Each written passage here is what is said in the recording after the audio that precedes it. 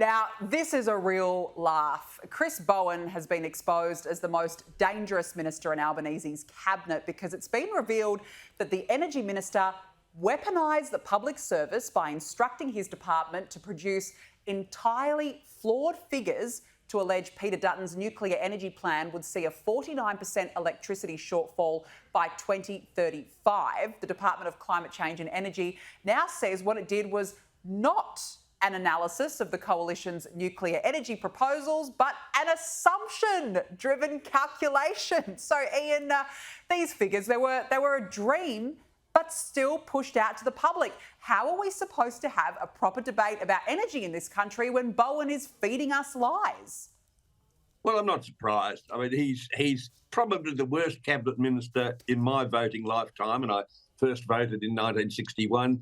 It's a very sad ideologue. He cannot understand that there are dozens of countries that stay alive with nuclear. There are dozens of countries that are increasing their coal-fired power capacity, and yet he wants to stick to his ideology. He wants to cook the books. He wants to force people to cook the books, and he is the very best thing that the Liberals have got in the Albanese government.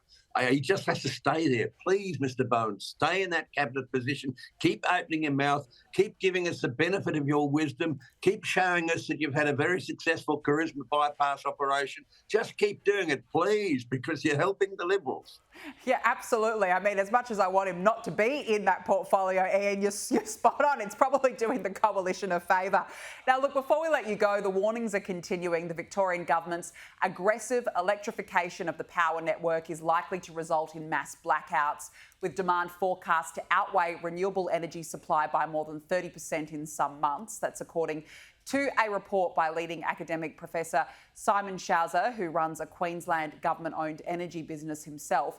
Ian, how many more warnings do we need? AEMO has said it. We've got multiple reports saying the same thing. We're going broken backward in this country on this renewables energy fantasy, aren't we? Well, we are. And look back in time a little bit. Victoria had the cheapest electricity in the world. That came from these huge brown coal deposits in eastern Victoria. Those brown coal deposits can keep Victoria going for thousands of years. There is so much coal there, it's such good quality, and the infrastructure was set up in Victoria to make it the powerhouse of Australia, to make it the manufacturing centre of Australia, and it was.